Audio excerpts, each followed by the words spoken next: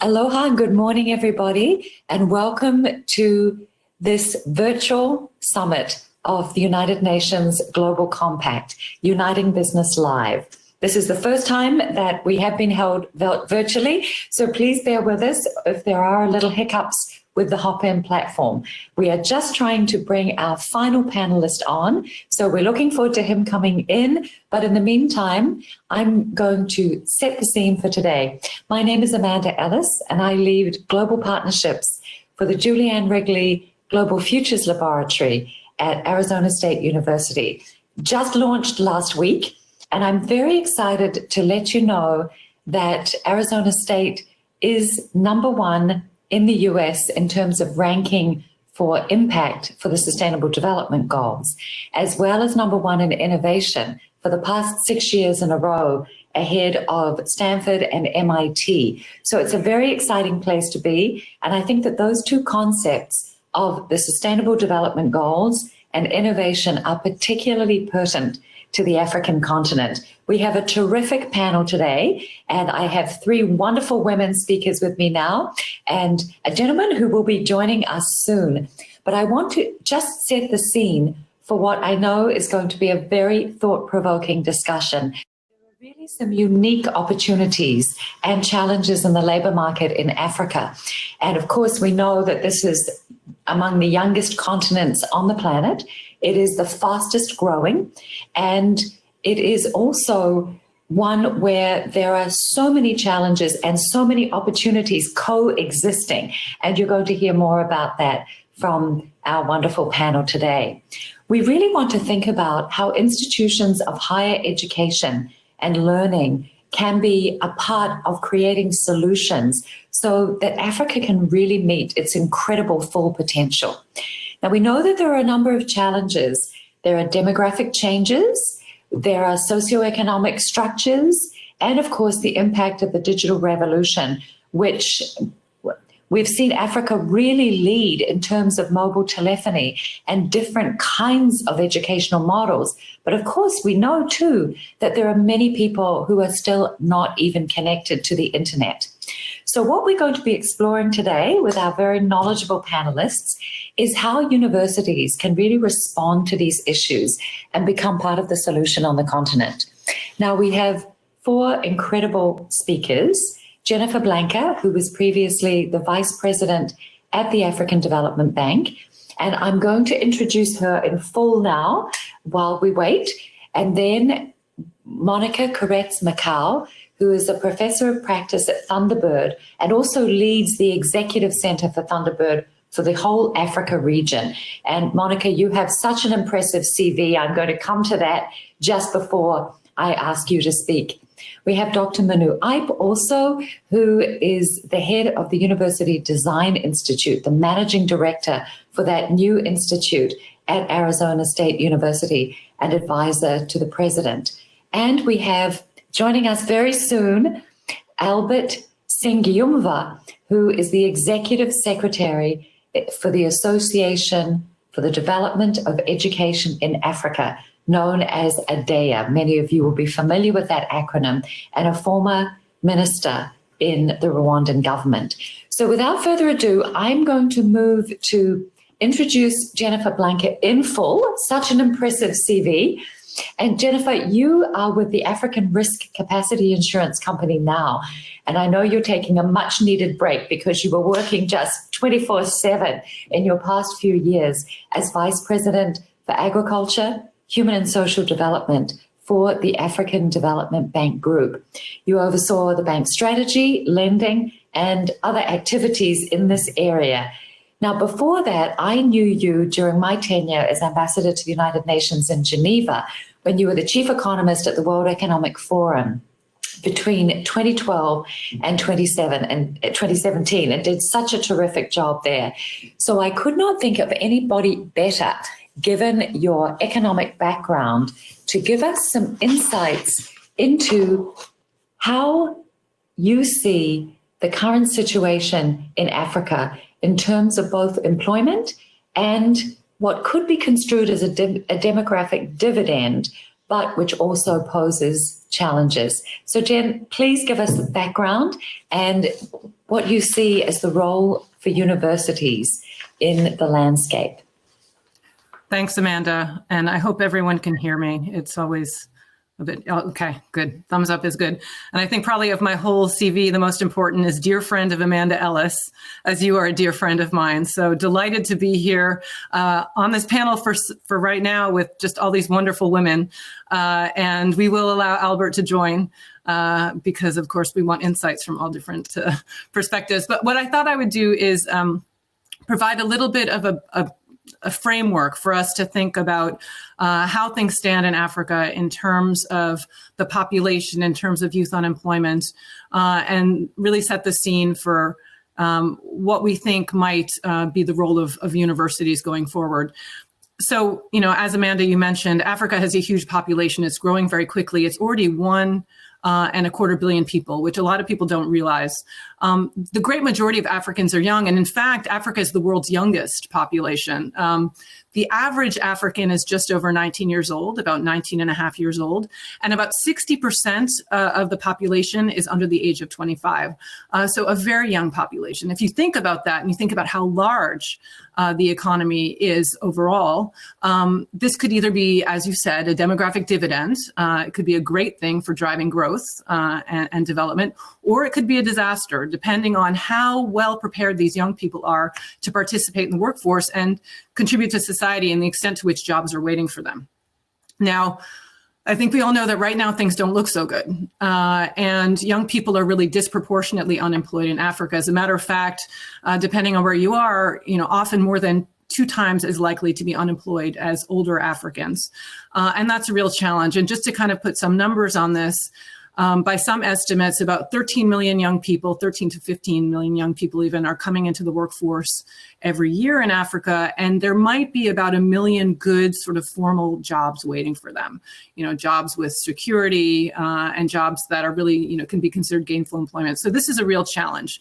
So what do we need? Immediately, we need to invest in preparing these young people for the future.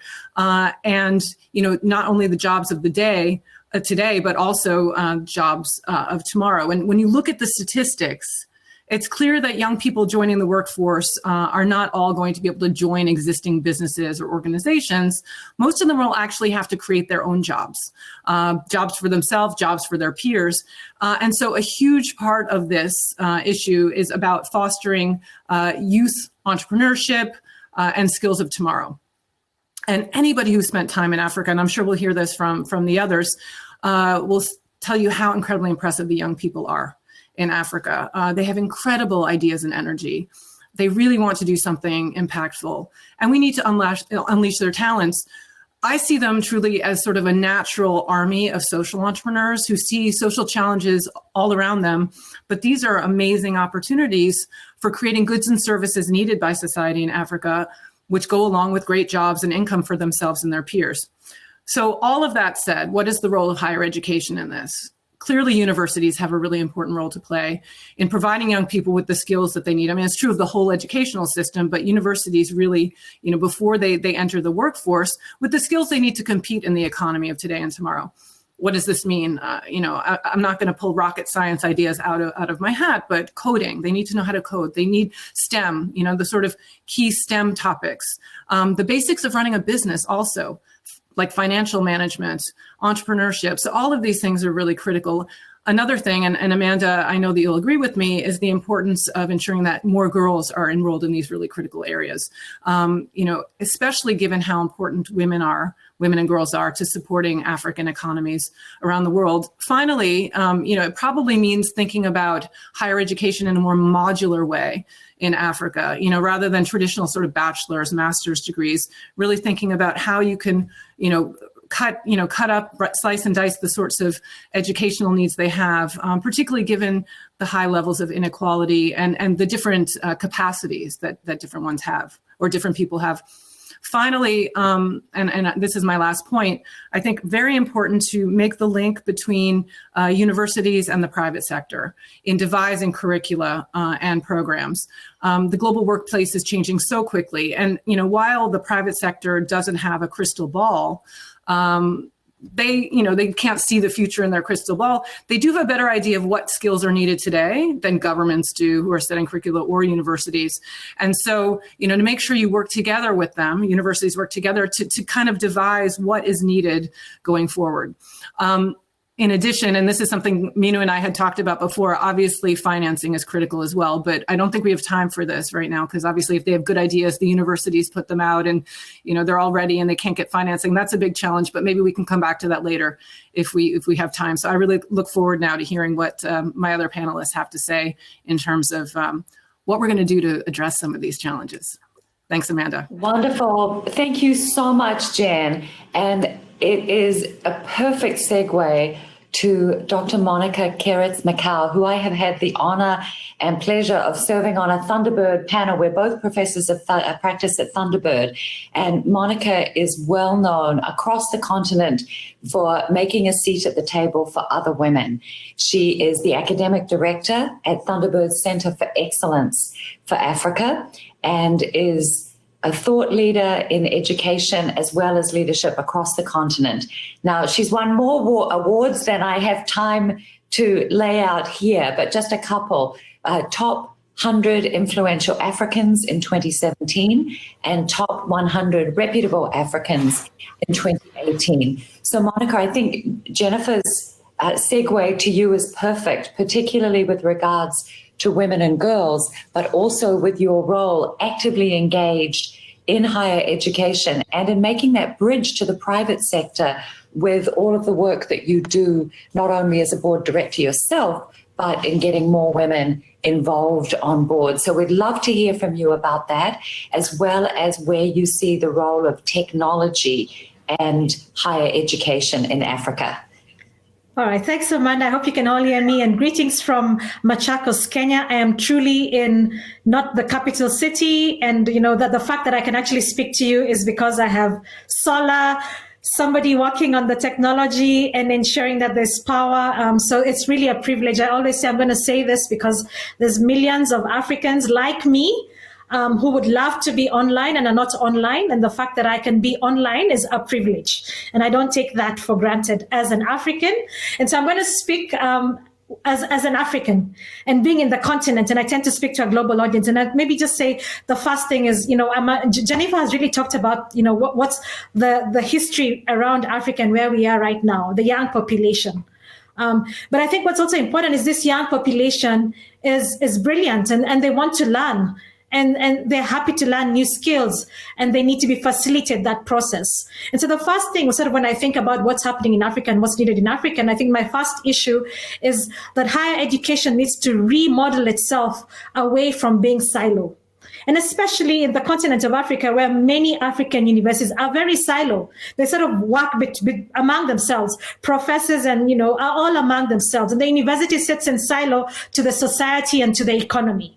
And this is a challenge for us in Africa, that we as African universities need to reconsider and re-question and say, how do we engage with the private sector, with the NGO sector, with the community, so that we sort of have, use the word triple helix, that combination of being part of private sector, being part of society in terms of what's happening in the community, public policy, government, and the university talking to each other. And so for me, I think the first thing that African universities need to do is begin to have that engagement. How can they begin to do that? I think professors need to move away from theory-based curriculum. And we, as African universities, need to say, how do we allow a curriculum that is practical, that is applied? And it's important because if we are not having applied education in Africa, then we are having paper-based education. And yes, Africa is producing a lot of people with degrees. Just as much as there are many who are not going to university, there is a huge number that is going into university. And the question is, are we producing degrees? Are we producing people who have applied learning? And so for me, I think my first thing is, let's rethink how we think education. And I've talked about the triple helix with partnerships and private sector. And two, also redesigning our entire curriculum away from the fact that it is just about a theory. And this is but it leads me to the third area, and that's the question of the fact that if we are going to be in practice, then even our models need to start from the ground up. We need to see what are the needs on the ground and what sort of training skill sets do we need to have. And this is changing because then on the ground up, we're beginning to see technology as something that is prevalent in the continent. And the question is, how many universities are beginning to use technology as part of its connection? Have I lost everybody? Are you there?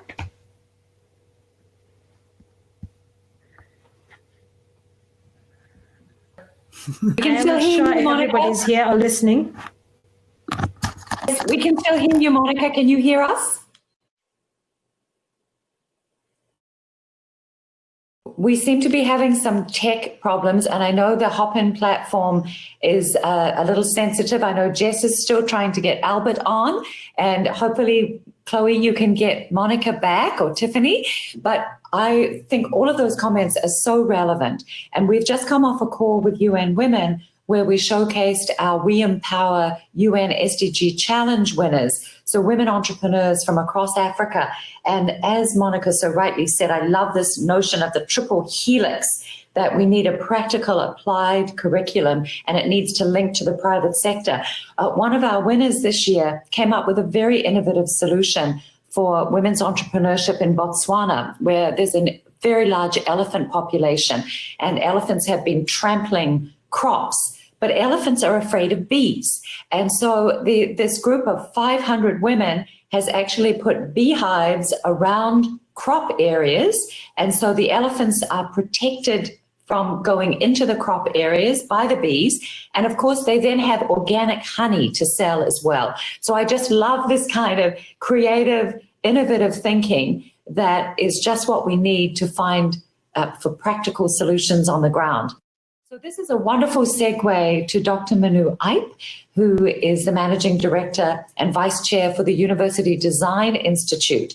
Now, ASU, as I said before, is #1 for innovation in the US, and I think Manu is trying to help everybody globally to run with that. She manages global engagements with 150 universities in 21 different countries to really help advance innovation and sustainable designs that link back to the Sustainable Development Goals across different levels in these institutions. And one of the things that has excited me so much about ASU, having previously run New Zealand's development agency and come across exactly the problems that Monica was just outlining, is that there's such a practical approach at ASU. It's really about connecting to jobs and ensuring that research is use-inspired so that the private sector will be able to take it on. So Manu, this is a great opportunity to introduce you, to tell us a little bit more about how you see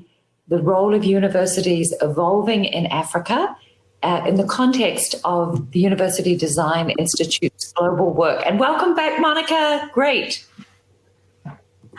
Thank you, Amanda. Monica, good to see you back. Hopefully the connections will stay strong, and looking forward to Albert joining us.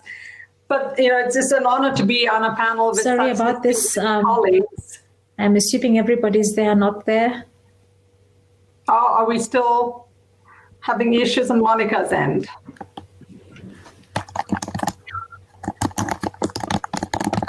Could I please ask everybody to mute if you're not on mic, because we can hear typing and other things like that in the main session. So thank you so much. Manu, please go ahead and we will just have our tech people continue to work with. Awesome. So I'll speak from our work across universities in a lot of different places, as Amanda suggested. And I would think that as we think about how universities need to evolve, the conversations need to start at a slightly higher place. And that is where universities rethink their contract with society.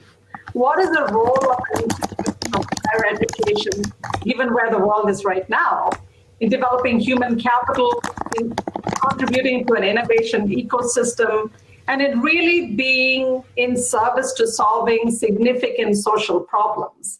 So for me, the conversation begins at how can universities become engines of social transformation and economic success? And when the conversation starts from there and there is a commitment to rethinking that social contract, then it's a lot easier to drive the tactical changes that are so important. The second piece is that I think COVID has given us such an incredible wake-up call. not just in Africa, but this is true around the world. It has sort of laid bare some of the fundamental issues we have had in higher education that we've all known needed to be addressed, but we now are forced to address. I think this is a great opportunity to rethink models of education. And I think for Africa, this means not replicating Western models, but could there be university designs in Africa where the vision is African and the design is African? And that is really starting with questions of who is a learner or who is a student? Is it just a college graduate who gets a degree, as Amanda and Jennifer both referred to? Or could universities create platforms for people to plug in at any point in their lives and careers, to pick up skills, to pick up credentials that are not all traditional degrees? What is the role of a teacher? So I'm seeing now around the world, in our rush to solve the COVID problem, we are trying to replicate a model that was faulty to begin with. So we're taking the teacher-student Blackboard model and making it now the teacher-student learning platform model. We are just implementing a digital solution on a system that was archaic in the first place. So to both what Monica and Jennifer were saying, is this a moment to really challenge their thinking and start building new models that are fundamentally different and new designs? And the third point, I'm going to really echo what both of them already said about partnerships. That is a really critical design approach going forward, regardless of where the university is located. It's partnerships with other universities within the country, so you're pooling resources to solve local problems. It could be partnerships across the continent. It allows for universities to share resources. So every university doesn't have to solve the whole problem by itself, but it's linking strengths where needed. It's partnerships with business and community organizations, not just as in you will hire our graduates when they finish with us, but integrating those partnerships into the design and delivery of the curriculum, into thinking about the student learning experience. And I would also say that, we will hopefully hear from Jennifer and Albert about some of the financial issues, but I also see partnerships as a way for resource diversification. Where there are shortages in terms of government funding of higher education or challenges with raising funds through just tuition alone, partnerships can be a great source of resource diversification. So I would say it's rethinking the social contract that universities have with society. It's coming up with fundamentally new models that are African models, and then embracing partnerships as just a way for higher education to move forward. Thank you, Manu. And we're seeing a really interesting question in the chat, which I'd like to pose from Nassim Javed. But I wanted to just pick up on your point about this partnership model. And this is an invitation to everybody who is here with us today to Empower SDG Challenge. We link our students actually with the entrepreneurs, the women entrepreneurs who are working in the field in Africa, in the Middle East, in Latin America, all around the world. And we had a very interesting example of one young woman at Thunderbird, where Monica is, who went and spent 3 months working in refugee camps. And she said that it was the best practical experience. And that was the thing that really set her up for the job that she then went to, working with the UN High Commission for Refugees. So I think these kinds of very practical internships and experiences, and as you say, the need to have an African model is so important. Now, Jen, before I come to you about financing, and I'm hoping that Monica is back, I'm seeing an inkling on the screen that she might be. With your global experience at the World Economic Forum, there's a question from Nassim Javed who says, what will it take to have a daily upskilling discussion program for some 11,000 chambers of commerce and 100,000 trade associations around the world? So that's another question for universities as places of higher learning. And as both Monica and Manu have pointed out, we want to be out of the classroom and into the community, into the private sector. If such capabilities and digital platforms exist, what is stopping such economy-boosting maneuvers? Now, that is a fabulous question, Nazim. So Jen, with your global experience, tell us a little bit what you think about that idea, and is that something that we should be thinking about trying to put in place through partnerships? Well, look, I mean, I think whenever you talk about the possibility of building a platform where more people can come together, that's a good thing. It's just always very tricky to make it work. Now, I'm sure Minu's seen this, and Monica and others. Every institution has its own sort of raison d'etre. You know, everyone has its own goals.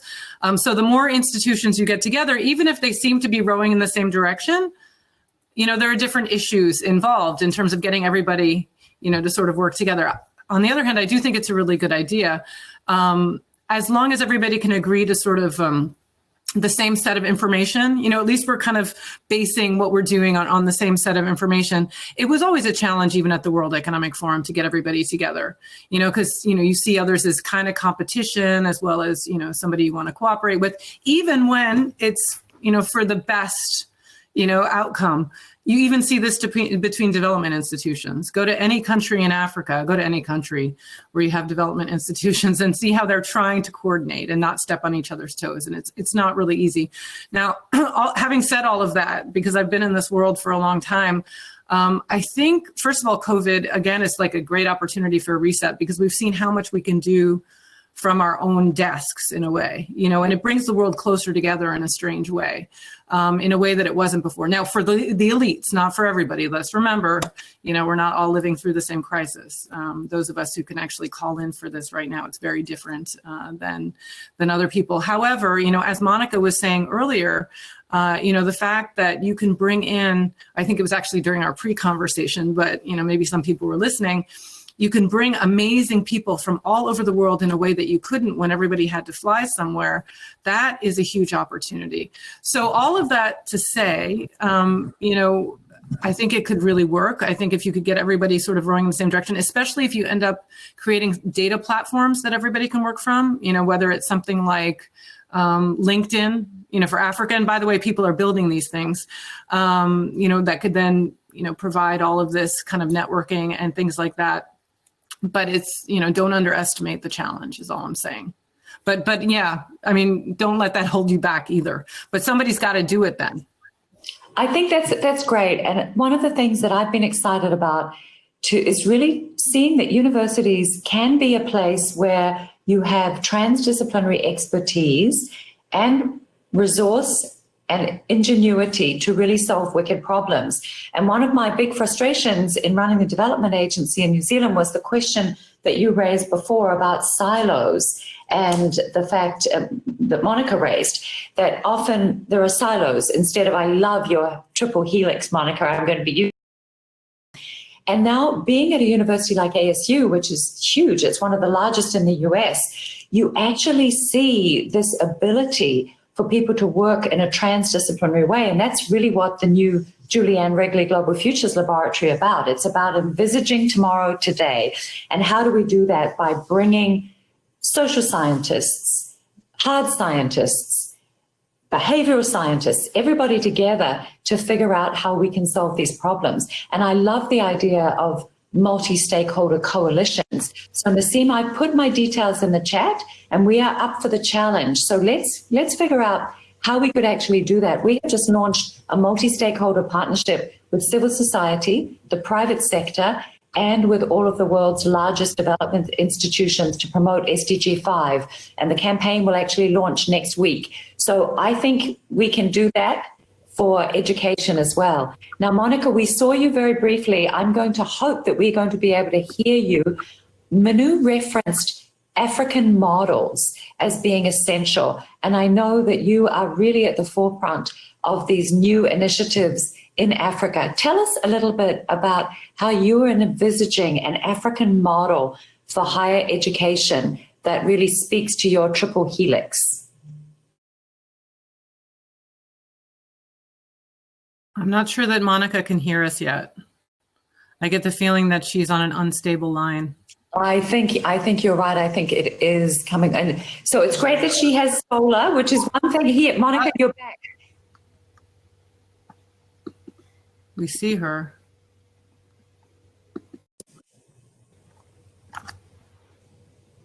Monica, can you hear us?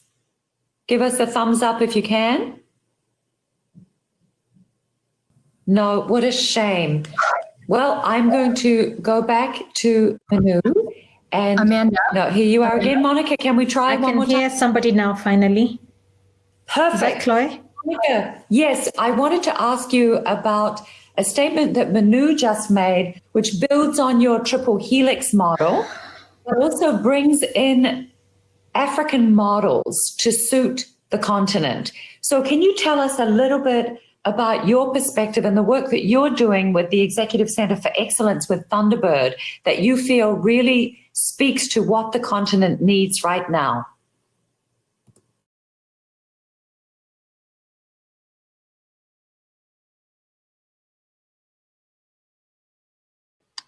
I don't think she can hear you, Amanda.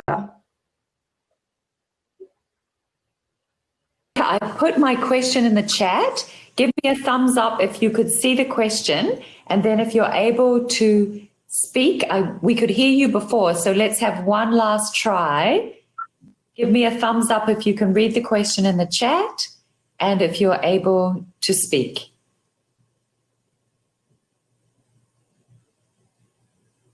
No, I don't think she can. Manu, I am going to come back to you. So, Amanda. I can hear now, finally. I can hear somebody. Oh, Monica, can you hear me? Monica, Now I can hear. Who's that? Okay. You can this hear is Amanda? Chloe. No, Yes. I think. Brilliant. Welcome back. We were asking you about. Oh, but I can't hear anything else going on, Chloe. Okay, so Monica. Chloe. Yeah. Okay, Monica. Okay, Chloe, can you pass on to Monica if she can tell us about the work she's doing with Thunderbird, Hello?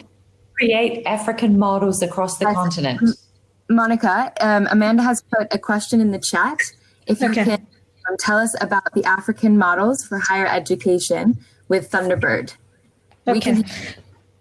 All right. So I can't hear you guys, but if you can hear me, then I'm just going to talk about the African models. Could you beep me to let me know when to stop, Chloe, or something? Okay. So maybe the African models we have for higher education that we're thinking about as Thunderbird is really, and not just as Thunderbird, but what we're thinking is really thinking through the fact that we need to break down, and I think Jennifer talked about this slightly, but move away from a model where we're having one degree, blanket degree, and allow Africans to pick and choose. And that way we're beginning to create holisticness in terms of what a person needs. So for example, if I want to be able to study something in technology, I can really, choose people who are really working in the technology field. If they're working in the app field, if they're working in the back end, if they're working in, and I can, development, if they're thinking about development in different types of apps, then I'm able to completely choose that, as opposed to having a one model fits all degree. And I think this is important for us to think about, that we don't create models in Africa which are one-off degrees as we have been doing. And I think the new world is showing us that the future of the young person in higher education requires the higher education institutions in Africa to change their models. Many students can't even move from one school to another in many of the African universities. It's almost so hard and so much paperwork to move from a school to another. And what is important is to allow students to pick and choose between the different offerings within a school and within different schools. If I need to do law, a section of law, environmental law, I can go and choose environmental law, and then I need to go and learn about the environment and something else, and I need to create an app on environmental, then I'm able to put all that together. This is a very different way of thinking, and it requires universities that are willing to say, hold on a minute, are we willing to change our entire model of learning and our entire thinking of learning? And this is important. And so we are asking universities to remodel that. At Thunderbird School of Global Management has been doing this and allows students to pick and hop between different forms of learning, different subjects within schools, between schools. Arizona State University also does the same. And so what we are asking in Africa and for our African universities is to begin to say, can we change the model where we have a degree that fits all and you're stuck to one place, especially in a changing world, especially in a world with technology, that we are allowing students to pick and place, and that we are putting all this together. And this is important. Should I stop there? I can't hear you, but I'll stop there. Brilliant, Monica. And it's interesting because, of course, these are the same challenges that so-called developed countries went through too. I wanted to try to study both French and economics, and the economics department said, no, only economics, and the French department said, only French. And I was the first student ever to be allowed to do both. And I ended up as an economist at the OECD in Paris, where I needed to work in French. So I love this transdisciplinary approach and these points that Monica has made about institutions really thinking about serving the students, having a transdisciplinary approach, and that triple helix is brilliant. Now, I understand that Chloe has got Albert with us through audio. So I am delighted to introduce Albert Singiyumva, who is the Executive Secretary for the Association for the Development of Education in Africa, ADEA. And previously, Albert was a member of cabinet in the Rwandan government. He served as both Minister for Infrastructure and Minister of State in charge of technical and vocational education training in the Ministry of Education. So both in his role in ADEA and in his role in technical and vocational education training as a minister in Rwanda, he is eminently qualified to talk to this critical issue. Chloe, are we able to connect Albert in? Yes, I have him on the. Oh, good. Go on, Albert. I'm here. Can you hear me? Can you hear Albert on the phone? Great. Yes, they can hear you, Albert. Go ahead. Okay. Thank you so much. Thank you for giving me the opportunity. And sorry, we've tried our best, and Chloe did very well. So just a quick, Albert, we're not hearing you yet. Can you Him, Amanda. Yes, Albert, some people can hear you and some cannot, unfortunately. So why don't you continue, and I will let Amanda know when you're finished. All right. So let me try. Just a few words. So first of all, I would like to agree with my predecessor, what they said. I think I totally agree with you. So there are two important things that I wanted to share about this. So universities on the negative side, as far as Africa is concerned, universities have been and are still, to some extent, very conservative. And so the issue is therefore, if we want to move universities in Africa to be able to connect with globalizations, and particularly the technology that is leading labor markets, I think there are a lot of reforms that need to happen. Starting from policies, so we need definitely to make sure that universities are well organized and able to reform their programs. I think that's what Monica was actually touching on. The issue of making sure universities are responding to the needs and aspirations of countries and the continent so important. Number two, we also need to acknowledge that private sector have not yet seen the value of engaging with universities in the African context. And this is something we need to encourage. When you look at models that have actually succeeded across the globe, picking Germany, South Korea, and other countries, education and training has succeeded just because the private sector has played its part in investing in education. We cannot expect government alone to be the one to invest in education as a whole, but universities in particular. But for this to happen, universities need to be reformed, and the private sector needs to see universities as places where they can get answers to many questions, particularly around research and application of research. And this is where I see that linkage come from. Each part needs to clearly show the capacity and the capability to be able to play in the global market. So in that, so demand and supply is still really an issue. So how do we balance that? How universities need to make sure that as they reform, they're actually meeting the demands of the labor market. But at the same time, the private sector needs to understand, unless they are able to join the country's efforts in reforming institutions, particularly universities, there's not much we can achieve in terms of providing the kind of skills that the countries and the continents are looking for. So I don't want to take too much of your time, but this is what I wanted to share at this point, and sorry for technology didn't allow me to be able to join. Sorry for that. Thank you. Amanda, can you hear me or no? Amanda? Albert has finished. Although Fantastic. Albert, can I just say, Albert, I love the fact that also you used to be Minister of Innovation Technology, you know? So anyway. Everyone is so excited. I'm going to... No, so Amanda, go. Hello. No, I can't hear anything. Tell by body language how excited everybody is to hear Albert. So I am going to, and Jen's comment about innovation obviously plays right into that. I'm then going to let Monica and Manu respond. Okay, Monica, you can now go in response. I think, what Albert is saying is so important, the role of private sector in universities. And we really have to break, and I think I had already said this, we have to break the silo mentality in universities. Universities, professors, academia, the entire composition of universities has to rethink its model and say private sector is a partner in the process from the beginning of designing curriculum and learning, the entire learning process. And this is important because then it means that faculty have to work with industry to begin to think what is needed in the economies of Africa.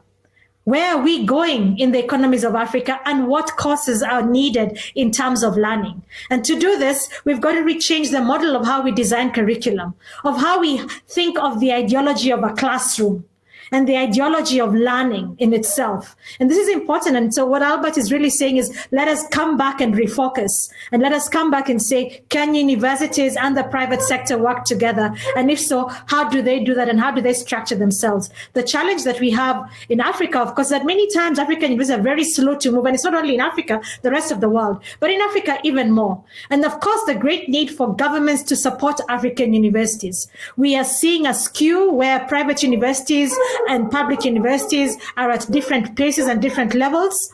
In Africa, where many of the private universities are beginning to join with the private sector, and the government universities are doing so, but not at the same pace. And this is important for us to come back to the drawing table and say, let us refigure and reconfigure this. I also want to highlight from Albert the ideology of critical thinking entrepreneurship, because entrepreneurship is an industry thing. It's something we've got to come back to the education system and say, how do we learn and how do we become entrepreneurial? So I think just want to highlight what Albert said and just to follow up on that. Thank you. And I know often entrepreneurs have brilliant, innovative ideas, but they don't necessarily... Gloria, I can't hear, so... So that piece is something that we really need to think about. Manu, can you respond to Albert's comments, please? Yes, I would. I truly appreciate the call for change. And Monica listed some specific tactical things that must change along with some more fundamental changes in curriculum. I've spent the bulk of my professional career within universities. And there is a particular university culture, higher education culture. These are not institutions that are used to rapid transformation, quick adaptations. These are institutions that essentially have done the same thing for a very, very long time. So as we talk about reform, I think we need to pay attention to the university as a system and look at the leadership within universities. Are our leaders purely administrators who are just maintaining the status quo, or do we have leaders who are designers of the future? Can they drive a vision and use the will to create the change? Because unless there is clear vision at the top of the institution, it is so hard to rally faculty and staff and students to make the adjustments that my colleagues are talking about. So we need to also think of universities as systems unto themselves. So there is leadership, and then there is the culture of higher education. And in some of the experiences that we have had working with universities around, the key is not to overhaul the whole thing. That is intimidating, that appears hard, that requires resources, but it's prototyping and testing small ideas. And when those ideas become successful, then you build on them.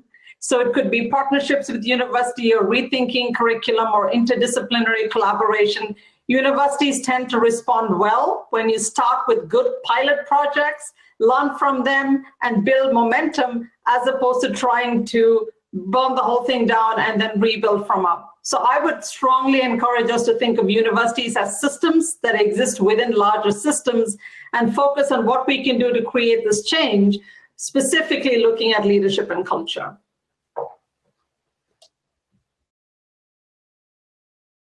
That whole idea of being able to pilot, to innovate, and then to replicate it and scale.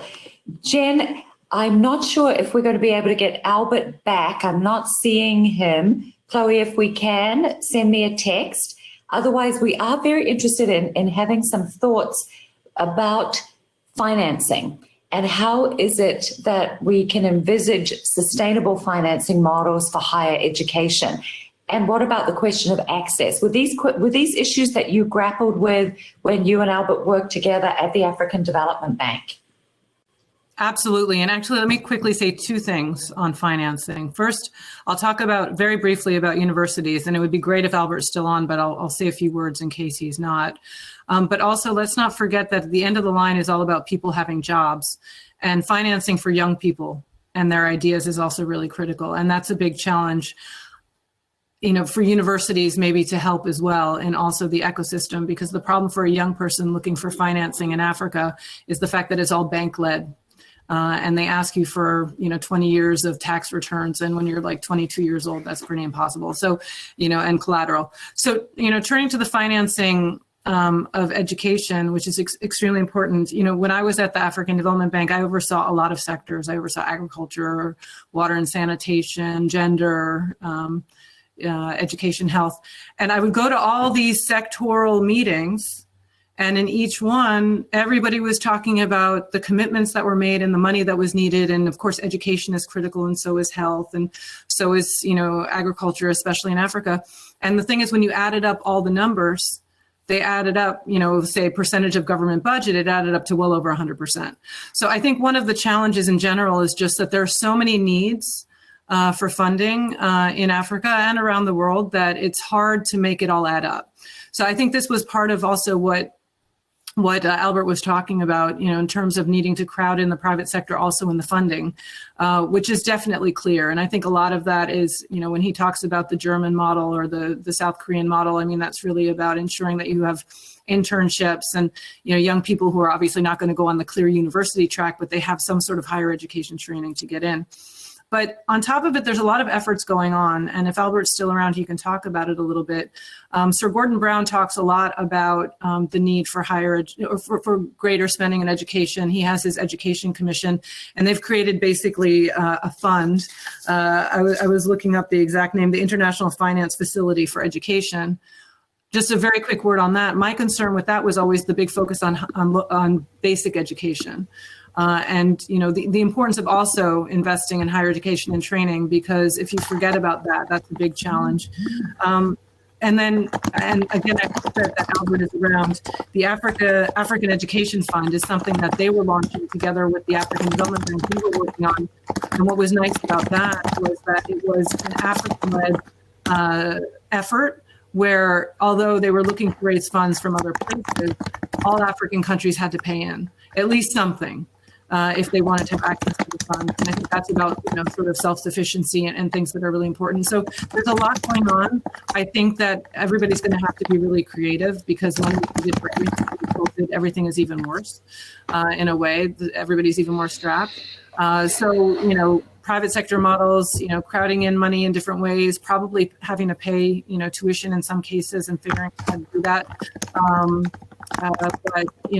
it's a big issue, and I'm sure we will figure it out, because there's no way not to figure it out. So I don't know. And Jen, those points about creativity apply to this situation as well. We all have to be creative and adaptive. So thank you all for your patience in working through this issue. But it looks as though Chloe can get Albert back online. Chloe, I can hear you a little. Yep. Oh, okay, perfect. So Monica can now hear us as well. And we have a comment from Ian, who says Amanda, we need cultural changes at the ecosystem level to adapt to new models that can work for universities in Africa. What happened to my... So now, Monica, we can hear you, which is wonderful. Now, Chloe, are you able to get Albert on for us? And you may need to text me, because I can't hear Albert, but I think everybody else can. Yes. Albert, please weigh in. Yeah, thank you again, Amanda and Claude. Indeed, alternative financing for university it's a quite hard equation, and I'm telling you this because of the experience that I had when I was part of the cabinet, and we had discussed about budget for the education sector, as we did for other sectors as well. But the problem of education was that you are dealing with education that starts from early childhood development, basic education, technical, vocational, up to universities. So with a single budget, you need to figure out how you can actually meet the needs of all these subsectors. One, and of course, in terms of numbers, we all know that the basic education is the most expensive for most of the government. So the hope for government was to try and put universities so that they can actually be able to develop the skills that will offer opportunities for internal income generation. I think that was really the plan at the time when I was at the government, was to help universities to be able to equip themselves and compete so that they can actually generate income and support the expenses, the spending accordingly. It was not really something view because it takes a bit of time to develop the kind of expertise so that the university can be able to compete. So that was really one way. The second was actually even as we used to do in the past, the government used to provide scholarship to any student going to universities. And at some point, the government decided not to do so anymore and actually introduce a loan scheme. And we have some models that have really worked very well. So compared to Kenya is a good example of that, where students will actually apply for a loan. And once they complete, they graduate and they get a job, they can start repaying back. This was also another model that a number of governments have been trying to use. But that can only work once you have a labor market that can attract graduates from universities. In many places in Africa today, most of the graduates coming from universities are jobless. So applying any of this model, alternative model, in a context where graduates are not able to get a job, meaning demand is not actually meeting supply, is very hard. So that's why I was actually calling for other alternative sources of income. So that's why I was mentioning, for example, private sector working closely with universities, particularly in sectors where you see the potential. So when we talk about the university, let's also see the sectors that were actually driving the economy, starting with agriculture, particularly agro-processing. Mining is also a critical sector. ICT, technology is also another sector. So going by sector and subsectors, there are things that can happen that can allow the private sector to jump in and be able to contribute and create alternative sources for income, particularly for universities, and therefore reduce the burden to government, because government alone, as I said, cannot actually meet demands or the needs from the early childhood development to university. That will not be possible. Of course, the other issue, the critical issue, to be able to provide quality education. I think that's what Monica was actually mentioning earlier. For that to happen, of course, we need to invest in research. We need to make sure that we get the professors that are qualified and experienced so that the university can become competitive. All these require resources. And again, government alone cannot do that. And that's why really the creativity becomes so important in this perspective. Lastly, there's a model that is coming up where universities, big universities across the globe, coming to actually establish an and the model is actually happening in a way that a given university can attract different countries. And I'm sure Jennifer will recall the Carnegie Mellon University that has campus established in Italy is one of the models. Albert? I think it calls for collaboration among countries and, of course, partnership with the private sector. Okay, thank you, Albert. To say on this, yes, no worries. Thank you. We just have to close out the session now. So I'm going to let Monica give a very brief response, and then Manu can close. Thank you. All right, I think I just want to say for African universities, we're being called to go back to the drawing board. And we ask ourselves, how do we want to learn? And how do we want to create a market for the economy? Universities need to become drivers of the economy. That means for us, we're looking around, rethinking our curriculum, rethinking applied learning so that we are doing applied learning. We're doing applied practical learning with industry, with the market. We're dealing with ideas and solutions, very different type of learning. We're dealing with entrepreneurial thinking, and we're dealing with critical thinking, mindsets that are needed in every classroom in Africa. Thank you. Thank you, Fantastic. Monica. Thank you, Manu. The last word is yours, and thank you all. Thank you, everyone. But I just wanted to summarize what we were all saying is we need African models and African designs that are focused on local issues and issues of the continent.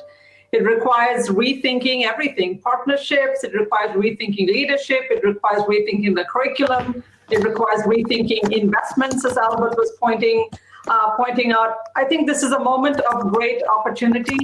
And I know Amanda can't hear everybody. So on behalf of Amanda and all of us on this panel, we thank all of the participants and those of you that are here today. And I want to say a special thank you to my colleagues on the panel and to Amanda for hosting us through this, what now feels like such a short session. We could have had so much more time. But again, thank you all for being here today, and be well.